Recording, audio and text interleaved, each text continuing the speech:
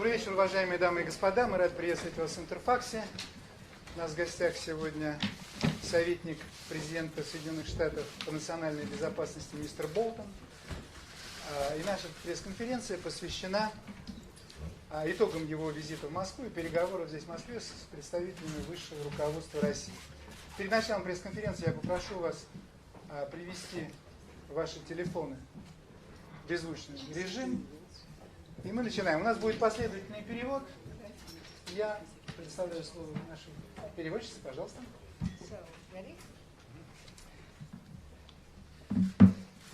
Good evening, everyone. My name is Sarah Tinsley. Before I introduce the ambassador, I'd like to just tell you how we will proceed this evening. The ambassador will make a brief statement. Then he will take questions from all of you. My colleague here, Andrea, will be calling on the reporters. Before we begin, first let me recognize Ambassador John Huntsman. Thank you for everything that you've done to make our visit so delightful, as well as the rest of the U.S. Embassy staff here in Moscow. And we cannot begin before we thank our hosts from Japan. Господа, добрый день, добрый вечер. Меня зовут Сэра Тинсли. И перед тем, как мы начнем нашу работу, я хочу вам объяснить то, каким образом мы с вами будем работать. Сначала господин Болтон сделает небольшое заявление, после этого он ответит на все ваши вопросы. Я хочу вначале поблагодарить посла Соединенных Штатов в России, посла Джона Хансмана, благодаря которому наш визит состоялся. Я также хочу поблагодарить всех работников посольства, которые оказали нам огромную помощь во время нашего визита. А также здесь присутствует и представитель посольства по вопросам прессы Андреа. So, yes, thank you to our hosts here at Interfax. And with that, Ambassador Bolton. Thanks, Sarah. Thanks very much for being here.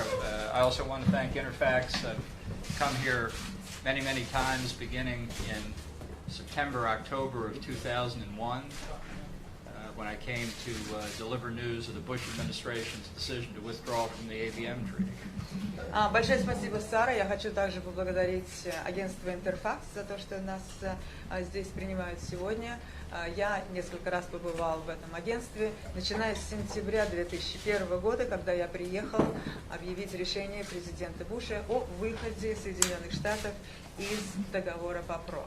I also want to thank John Huntsman and his team. They are doing a fantastic job here in Moscow under very difficult circumstances, limited personnel, and a very trying environment. And to have us descend on them with all of the needs and requirements really puts a strain on the embassy, so we're very grateful to him and everybody who pitched in on this. Я также хочу поблагодарить посла Джона Хансмана и его помощников, работников посольства. Они сейчас работают в очень сложных обстоятельствах, в уменьшенном количестве персонала, делают исключительно важную и очень хорошую работу.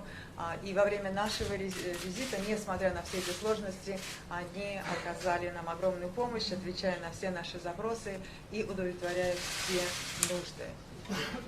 So here in Moscow, over the past 2 days, I've had a series of very comprehensive and I think very productive discussions with senior Russian officials.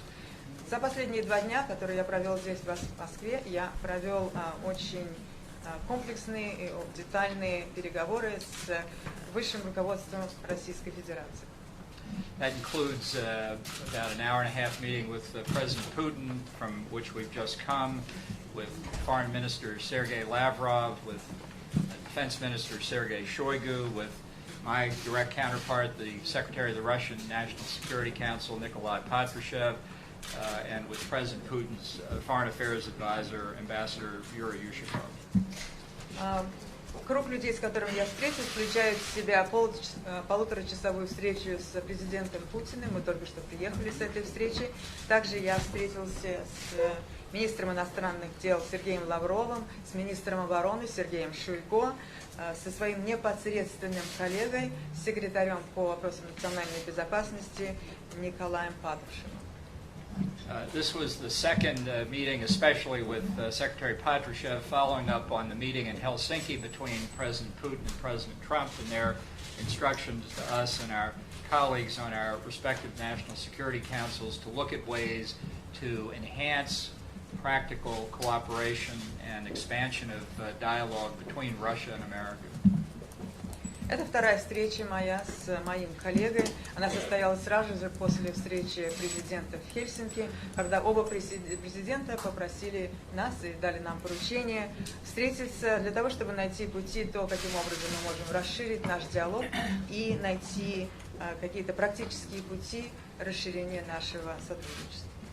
So we had discussions that covered the whole range of issues, differing in certain respects, depending on who we were speaking with from the Russian side. But just to give a couple of highlights of what we covered and what we discussed, as President Putin said in the opening of the meeting today when the press was there, that in his words now, it would be useful to continue a direct dialogue with the President of the United States, primarily on the fields of international events that will take place in the near future, for example, in Paris. Of course, if the American side is interested in these contacts, President Putin said, and I said yes, in fact, that President Trump would look forward to meeting with him in Paris. So we will make the precise arrangements on that, but it will happen in connection with the 100th anniversary of the celebration of the armistice that the French are hosting on November the 11th. Мы провели обсуждение целого ряда вопросов в зависимости от того, с кем мы встречались. Я просто хочу дать вам небольшое представление о том, что обсуждалось. Начну с предложения президента Путина, которое было сделано перед и в присутствии прессы. Было сказано следующее. Было бы очень полезно встречаться нам с президентом, может быть, встречаться на полях международных различных событий и встреч. И если американская сторона это устроит, мы бы могли встретиться в Париже. На что я ответила, что да, эта встреча будет возможна, и она состоится на празднование 100-летнего юбилея окончания Первой мировой войны, которая будет проходить 11 ноября этого года. Among the issues we discussed where we agreed that we'd have more discussion actually to tighten coordination and in-depth discussion of Russian and American policies was with respect to Syria. Одним из вопросов, которые мы обсуждали, и мы пришли к согласию, мы решили укрепить и расширить координационные действия России и Соединенных Штатов по вопросам Сирии.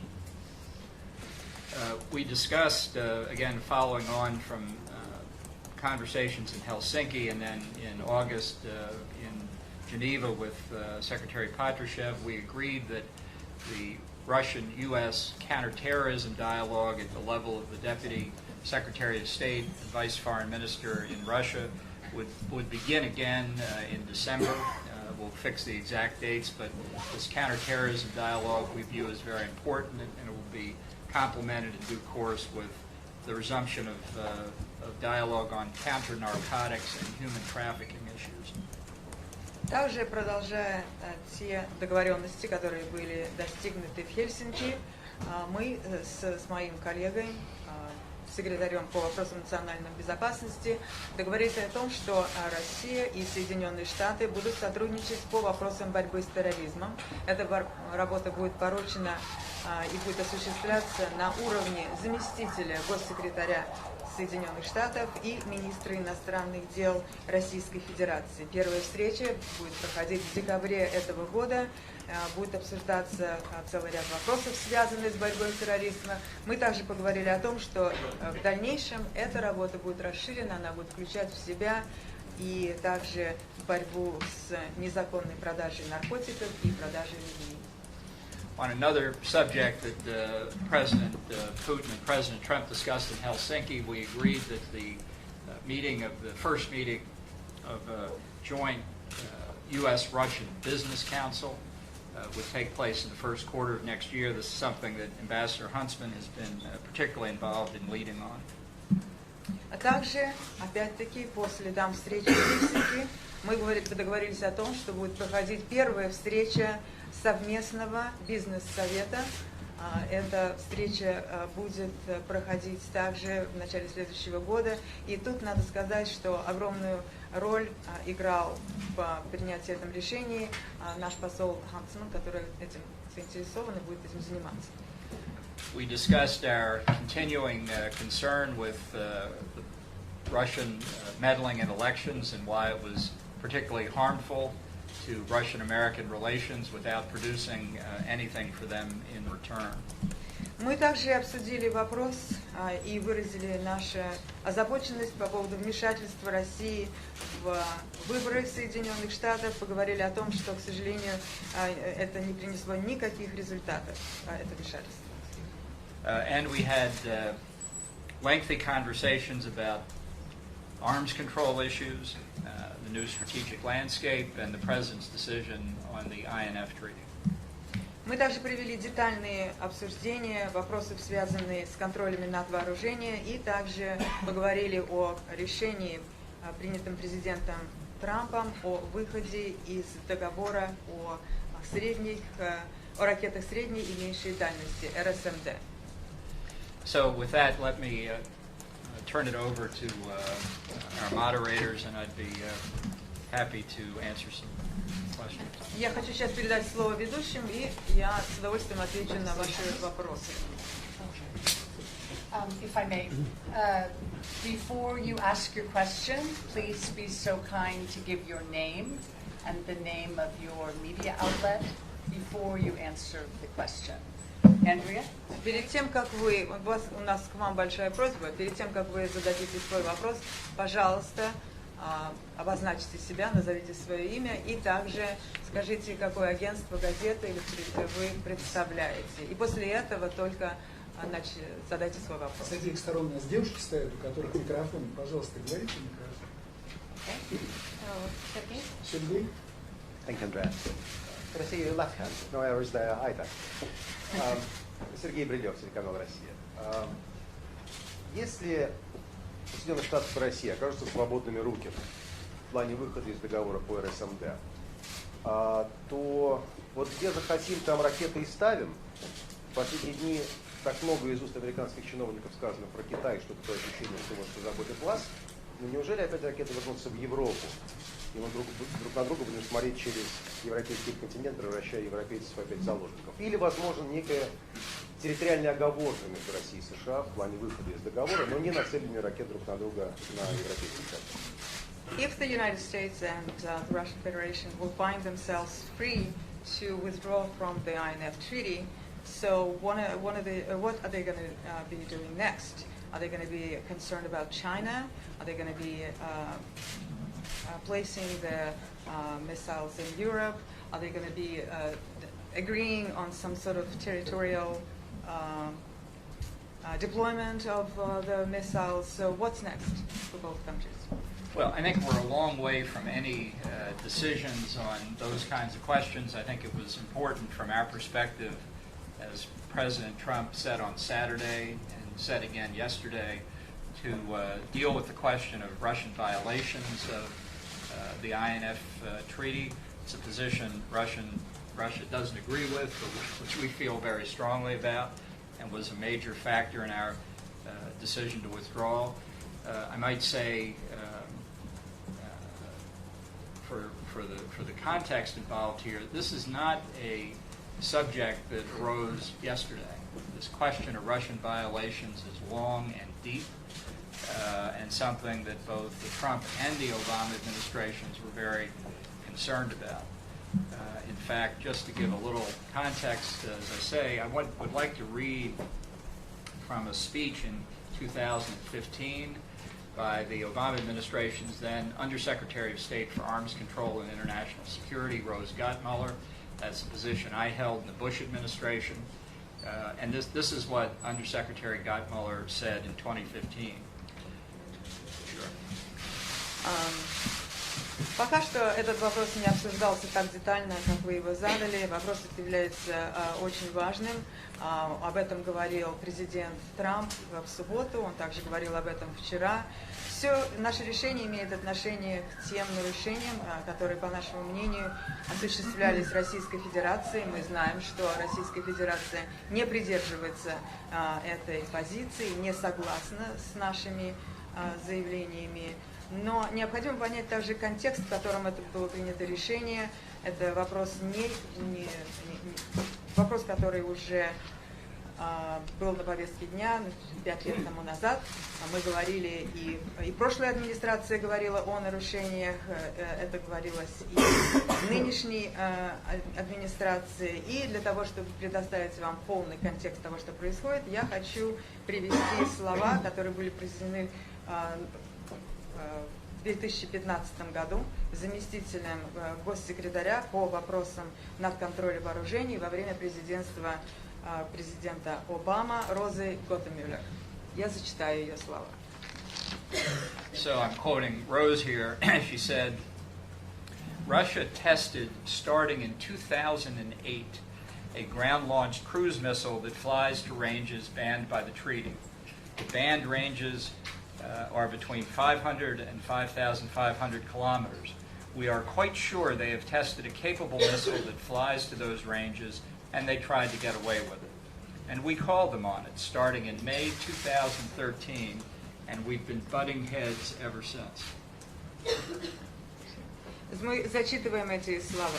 Россия протестировала, начиная с 2008 года, крылатые ракеты земного базирования, которые могут лететь на расстояние, запрещенное договором. Эти дистанции находятся между 500 и 5500 километров. Мы уверены в том, что эти ракеты были протестированы, и они могут иметь возможность пролетать именно на такие расстояния. Россия пыталась скрыть этот факт, тем не менее мы призвали и мы указали на этот факт где-то уже в мае 2013 года, и начиная с этого времени у нас идут споры по этому вопросу. And I might also direct your attention to the compliance reports that are filed annually by the State Department, available on their website, beginning with the compliance report of 2014, which covered 2013, and which referred for 2013 right up to the present day, 6 years of Russian non-compliance. Каждый год Государственный департамент Соединенных Штатов опубликовывает так называемые отчеты по выполнению, и начиная с 2013 года, 6 лет подряд, в этих отчетах указывались на невыполнение России своих обязательств по договору. But there is another aspect that your question raises, and that is what the activity of other countries like China, Iran, North Korea, and others who are not covered by the treaty, who are free to do whatever they want in the intermediate range and have made very substantial strides to have that capability. We estimate, for example, in the case of China, that somewhere between 1/3 and 1/2 of all of their ballistic missile capability would violate the INF if they were a party to it. Существует также еще один аспект, который прозвучал в вашем вопросе, а именно существует определенное количество государств, такие как Китай, Иран, Северная Корея, которые обладают уже возможностями использования баллистических ракет, и они не являются, эти страны, частью этого договора, то есть могут делать все, что им заблагорассудится. И в технологическом смысле они добились достаточно многого. Если мы возьмем, например, Китай, то где-то или 1/3, или половина их ядерных арсеналов будет являться нарушением договора по ракетам средней и меньшей дальности. So there's a new strategic reality out there. This was a Cold War bilateral ballistic missile related treaty in a multipolar ballistic missile world.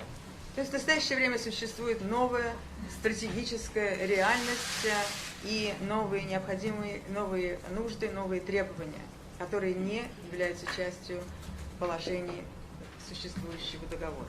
I think on this latter point of the more complicated global strategic environment, this is something that concerns the Russians very substantially, and we talked about that. И что касается вот этого нового создавшегося положении, ситуации, стратегической ситуации, она волнует россиян точно так же, как и нас. Will there be US missiles in Europe then? Well, the problem is there are Russian INF violative missiles in Europe now. The threat is not American withdrawal from the INF treaty. The threat is the Russian missiles already deployed. На самом деле в Европе уже находятся российские баллистические ракеты. Угроза является не выход Соединенных Штатов из этого договора, а наличие российских ракет на европейской территории. Thank you. Now a question, Anton? Yeah, but, oh, you're looking for the microphone? Thank you. Anton Taranovsky from the Washington Post. So to follow up on that, did you discuss the possibility of a modified INF treaty that would include other countries? Or to put that question another way, if Russia were to come back into compliance with the INF, would you support withdrawal anyway? And just one other thing. Can I, before you ask the third question, Okay. can I answer the first two? Just did you do a formal withdrawal notice was my other question. Yeah. Я сейчас переведу вопрос. Итак, в продолжении только что первого вопроса, были ли обсуждения, может быть, изменения этого договора, если Россия будет выполнять свои обязательства в рамках данного договора, или же вы вели, может быть, обсуждение того, может быть, подключить другие страны к этому договору? With respect to the question of Russian compliance, as I've said, it is the American position that Russia's in violation. It is Russia's position that they're not in violation. So one has to ask, how do you convince the Russians to come back into compliance with obligations they don't think they're violating? Итак, отвечая на ваш вопрос, я могу сказать, позиция Соединенных Штатов состоит в том, что Россия нарушает положение договора. Россия отрицает такие нарушения и придерживается такого мнения, что Соединенные Штаты нарушают положение этого договора. То есть каким образом мы можем убедить их в том, с чем они не согласны. And it's not like this is a new subject. As Rose Gottmuller said, they'd been butting heads on it since beginning in May 2013. И сама по себе тема не новая, как вы только что услышали из речи, произнесенной в 2015 году Розой Готтмюллер. Она сказала, что спор об этом идет, начиная с 2013 года. Now, on the conceptual possibility of universalizing the treaty, yes, that's something that we thought of as far back as 2004. And some efforts were made to see if it might be possible to extend the treaty then and shortly thereafter. They all failed. Что касается универсализации договора, то есть то, о чем вы только что упомянули, действительно, мысли по этому поводу существовали, обсуждения были, начиная с 2004 года, но пока что нет никакой возможности реализовать вот эти идеи. Just within, I think, the past 2 days, China has issued a statement that says it wants the United States to stay in the INF treaty. And if I were living in Beijing, I'd probably think the same thing, but I'm not. Кстати, говоря об этом, Китай где-то в последние пару дней сделал заявление, что Китаю хотелось бы, чтобы Соединенные Штаты оставались в договоре РСМД. И честно вам скажу, что если бы я жил в Бейжине, то я бы тоже придерживался такого мнения. And in terms of filing the formal notice of withdrawal, that has not been filed. It'll be filed in due course. I can tell you again from the example of the ABM treaty, I remember this very vividly, I was due to fly to Moscow on September the 11th, 2001. Obviously didn't happen, but I came later in the week on a government plane. That's when we had the first discussions on the subject, and we filed our notice of withdrawal, if my memory serves me, sometime in December. А что касается официального заявления о выходе из договора, пока что такого официального заявления не было сделано. Мне это напоминает ситуацию, которой я хорошо знаком, а именно наш выход из договора по ПРО. Я должен был прилететь в Москву с этим заявлением 11 сентября 2001 года. Естественно, в тот день этого полета не состоялось. Я вылетел в Москву несколько позже на государственном самолете, и если мне не изменяет память, то официальное заявление о выходе было сделано намного позже. Next, let's see, Arbeka. No, okay. You're over there. Okay. Jenny Podolkin Arbeka was wondering what you think about November sanctions, and will the U.S. impose sanctions for the chemical weapons in Russia in November? Вопрос по санкциям, которые будут объявлены в ноябре. I'd rather keep the questions on the subject of the meetings here in Washington, but that subject did come up, and I can tell you we're looking at the statutory obligations we have in light of the chemical weapons attack in the United Kingdom, but we've not made a decision yet on the sanctions. Я бы хотел вас всех попросить, чтобы вопросы, которые вы задаете, имели отношение к тем встречам, которые проходили здесь, в Москве, но я могу вам сказать, что мы обязаны законодательством объявить определенные действия, они связаны с использованием химического оружия недавно, и я пока что могу сказать, окончательного решения по этому вопросу принято не было. I did mean to say the conversations here in Washington, in Moscow. I've been here so many times, I get confused. Господин Болтон оговорился, и когда сказал, что я бы хотел, чтобы вопросы были по поводу всех встреч в Москве, он сказал в Вашингтоне, я, как вы услышали, сказала в Москве. Okay, stay on this side. Current time. Take a mic, please. Mic. Oh, sorry. Sorry. Mr. Bolton, you already mentioned that you discussed with President Putin the melting of Russia in a U.S. election. Do you think that Russia is melting into next month midterm elections, and what steps U.S. planned to interfere Russia from these steps? Thank you. Вы только что сказали, что во встрече с президентом Путиным вы говорили о вмешательстве Российской Федерации в выборы в Соединенных Штатах. Говорили ли вы о возможном вмешательстве в промежуточных выборах в Соединенных Штатах, которые пройдут в ноябре? Well, I can say we're obviously monitoring the potential for foreign interference in our elections across the board very closely. FBI Director Christopher Wray said about a month ago that we didn't detect anything like the level of involvement in 2016, but as he pointed out, that could change with one keystroke.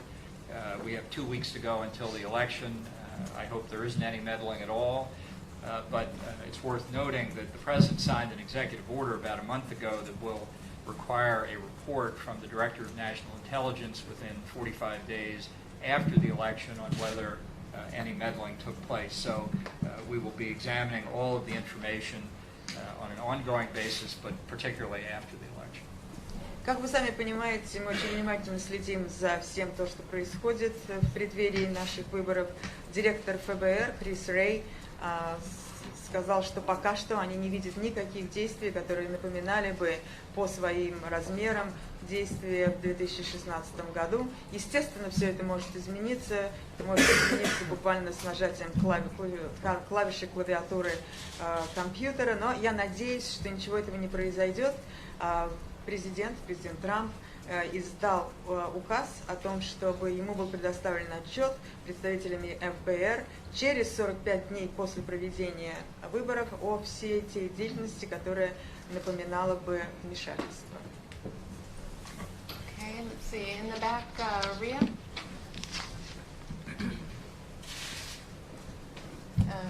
We get a microphone back there? Great. You said that you discussed in Russia during your visit to Russia situation in Syria. Have you discussed the possible cooperation on Idlib with Russian counterparts? And the second one, I know it wasn't maybe the part of your meetings, but you mentioned it in the yesterday interview. So are you going to revise your partnership with Saudi Arabia in regards of this recent assassination? Thank you. Вы говорили о сотрудничестве по Сирии. Намечены ли какие-то встречи по поводу и переговоры по поводу Идлиба или после Идлиба, и также вопрос по тем событиям, которые произошли в связи с убийством журналиста из Саудовской Аравии. With respect to Idlib, we discussed it in, I think, every meeting that I had. I reiterated what President Trump has said about the significance of avoiding a humanitarian catastrophe there by the resumption of hostilities. The agreement between Russia, Syria, and Turkey is holding for now, although there remain a very large number of unresolved issues. And perhaps most importantly, Idlib is obviously only one piece of the Syrian conflict, which is incredibly complicated with a large number of forces crammed into a very small space. So it's one of the reasons why we thought it was important through enhanced conversation to see if we can't look at Syria more comprehensively. And that's something I think we see as in the interest of an overall resolution of the problem, but particularly in light of Iranian involvement in Syria, across Iraq, right through to Lebanon, and Iran's continued malign behavior across the Middle East. Действительно, мы считаем, что договор по Идлибу является очень важным. Президент Трамп заявил о том, что это позволило избежать гуманитарную трагедию. Пока что договор, который достигла Россия, Сирия и Турция, он держится, несмотря на определенное количество все еще неразрешенных проблем. Как вы знаете, ситуация в Сирии очень сложная, огромное количество различных противоборствующих сил, все они находятся в очень ограниченном территориальном месте, все преследуют свои различные цели и задачи. Именно поэтому мы считаем, что надо на Сирию посмотреть в более глубоком масштабе, найти и обсуждать более широкие вопросы, найти решение этим вопросам. И также в этом свете обратить внимание на поведение Ирана, которое находится сейчас в Сирии, которое также достаточно негативно себя ведет в таких странах, как на Ливию, и вообще ведет себя нежелательным образом по всему Ближнему Востоку. And on Saudi Arabia, I did brief President Putin on what President Trump and others in the administration, Secretary of State Mike Pompeo, CIA Director Gina Haspel, and others have been doing. Since I've been over here consumed in meetings in Moscow for the last 2 days, I'd rather not comment on it further, except perhaps to refer you to Vice President Pence's comments a few hours ago, which I think are the most recent from the most senior level of our government. Я проинформировал президента Путина о той информации, которую мы получили по Саудовской Аравии. Вы знаете, что информация эта поступала от президента Трампа и также от госсекретаря Помпео и от руководителя ЦРУ Джина Хаскел. Я в последние 2 дня находился здесь, так что я бы, наверное, не смог ответить на все ваши вопросы. И я хочу попросить вас просто посмотреть на результаты тех выступлений и тех высказываний, которые были сделаны вице-президентом за последние буквально несколько часов по поводу ситуации в Саудовской Аравии. Okay, Charles?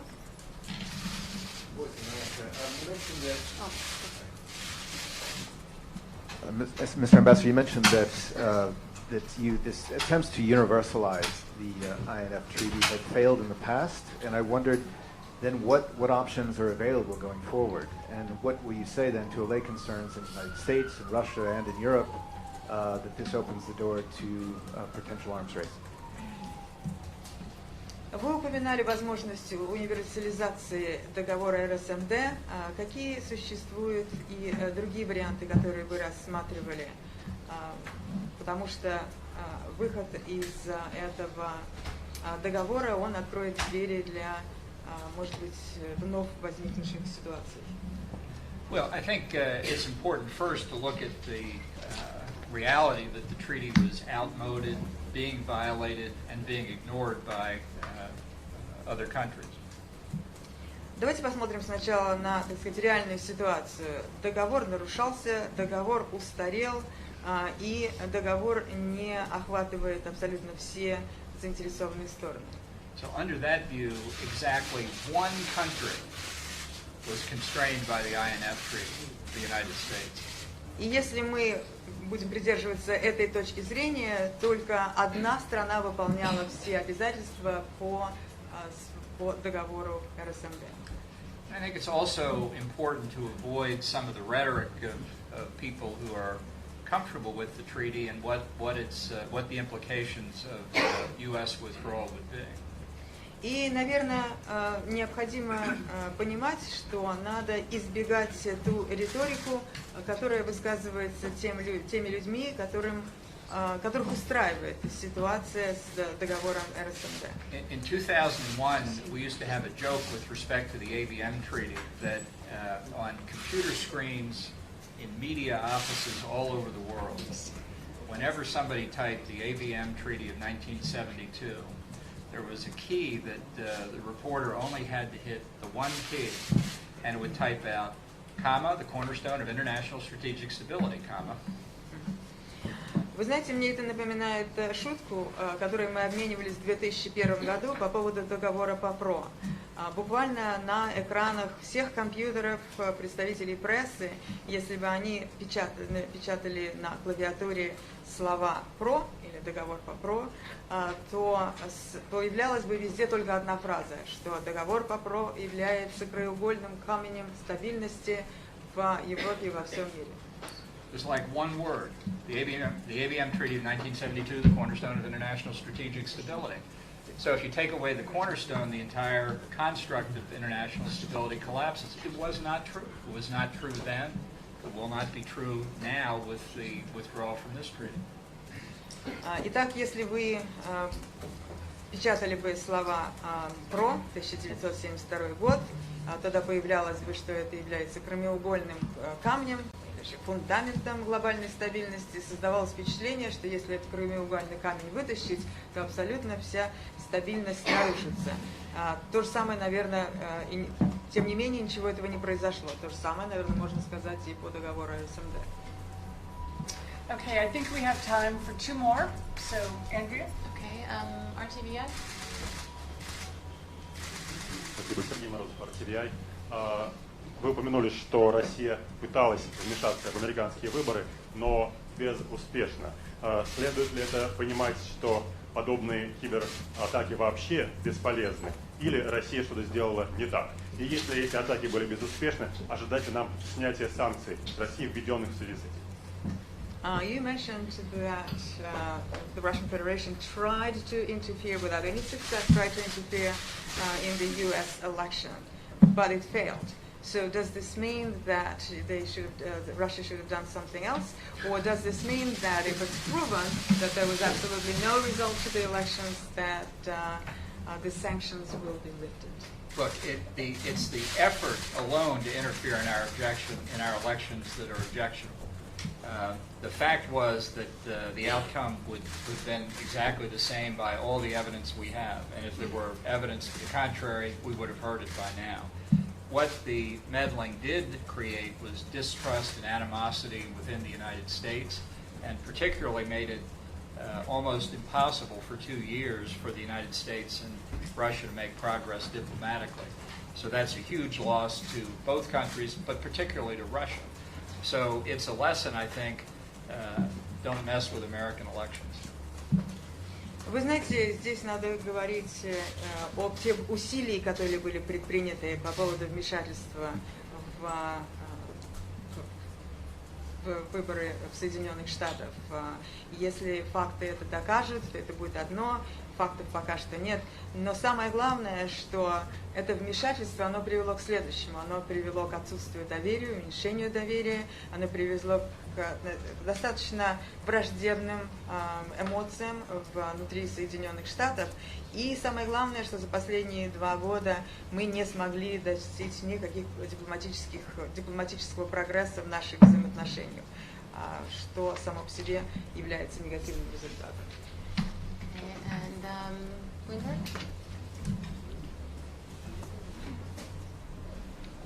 Ilya Arhipov, Bloomberg News. Just to follow up on this last question.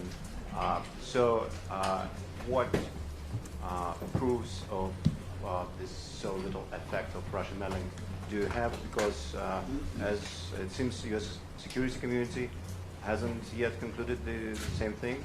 And on the 2018 meddling, also I would like just to check if the latest accusations against a woman who worked for a person very close to President Putin were made. Is it a signal that we may see further sanctions based on the already criminal accusations that have been made to the people close to Kremlin? Thank you very much. Я хочу задать вопрос вдогонку предыдущего вопроса. Итак, имеются ли в Соединенных Штатах какие-то доказательства вмешательства России в выборы, во всяком случае, по результатам того расследования, которое проведено было службами безопасности Соединенных Штатов, пока что эти факты не были показаны. Теперь по поводу вмешательства в выборы 2018 года. Все последние события указывают на то, все аресты людей, которые были сделаны, также обвинения в ряд определенных лиц. Если это вмешательство не будет доказано, будут ли сняты санкции, или если они будут доказаны, будут ли объявлены новые санкции? Well, of course, we only know what has been disclosed publicly in the form of indictments and related information, but certainly taking what we've seen so far, there's no possibility that the outcome of the election would have been changed. If new information comes to light, obviously we'd have to take that into account. Пока что можно сказать следующее, и это можно сказать только на основе той информации, открытой информации, которая поступила из тех обвинений, которые были предъявлены определенным лицам. Если же появится какая-то новая информация, доказывающая вмешательство, то тогда, наверное, какие-то решения должны будут быть приняты. And that applies to the indictment of the Internet Research Association accountant that was just released. You go back and read that carefully to look at the time periods involved. И это даже имеет отношение к тем обвинениям, которые были предъявлены компьютерной фирмой, занимающейся подсчетами всех голосов. And if you want to talk about a really massive influence effort on the American political system, I'd suggest you read Vice President Pence's speech on China's efforts. His speech was 3 or 4 weeks ago, looking at everything that China was doing. A very, very senior U.S. intelligence official said it makes Russia look like the junior varsity. И что касается, так сказать, массивных компьютерных атак, кибератак, я могу привести здесь слова вице-президента Пенса, которые прозвучали в его речи по поводу того, чем сейчас занимается Китай. И в ней говорилось о том, что Китай сейчас проводит массовые кибератаки против Соединенных Штатов. Речь, кстати, была сделана несколько недель тому назад, вы можете ее прочитать. И там было сказано, что по сравнению с тем, чем занимается Китай, Россию можно назвать просто младшим партнером или младшим игроком. So thank you all very much. We're leaving very early tomorrow for Baku. Хочу вас поблагодарить. Спасибо, господа. Дамы и господа, спасибо. Прекрасно.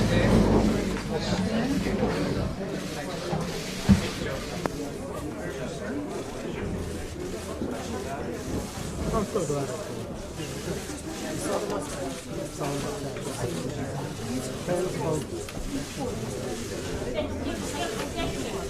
I kind of like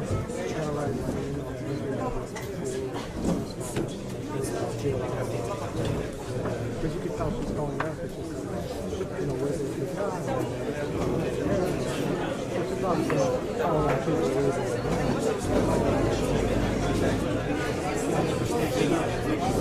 I like it.